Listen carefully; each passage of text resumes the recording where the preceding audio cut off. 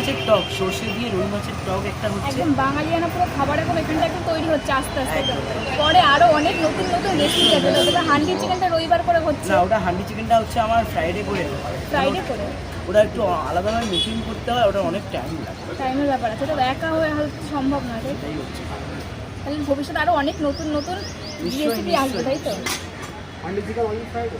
বোন কিসে করছে? কোন ক্লাস নাই? তো বোন কি কলকাতার দিক থেকে এসে পড়াশোনা করতে চাচ্ছে, এরকম কি মাথায় কোনো প্ল্যান আছে?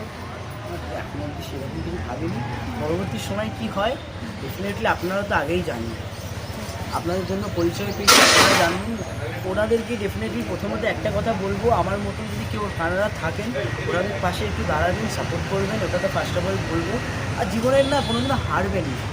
আজকে যদি সাগর হারিয়ে যেত না, সাগর কাছে কি আজকে যে আমার পাশে যে সাপোর্ট সিস্টেমভাবে যারা দাঁড়িয়েছিলেন, এখন সাপোর্ট সিস্টেমটা মনে হয় না অনেক মানুষ দাঁড়িয়ে আছে পেছনে, পড়ে যাওয়ার কোনো ভয় নেই। এখন অনেক মানুষ, চারপাশে অনেক মানুষ আছে সাপোর্ট করার মতো, কিছু বলার মানে কেউ যদি কিছু বলে তার জন্য অনেক মানে মুখ আছে আমার যে দোকানে তোমাকে। এখন এই জিনিসটা হচ্ছে, কিছু কিছু জিনিস আমার মিস্টেক থাকছে, ওটা হয়তো আমার ভুল, কিন্তু ওরা কী বলুন, ওরা প্রতিবাদ আমাকে করতে হচ্ছে না। মানে কী কিছু যদি এরকম ডিস্টার্ব ওরা কিন্তু প্রতিবাদ কাস্টমাররাই করছে।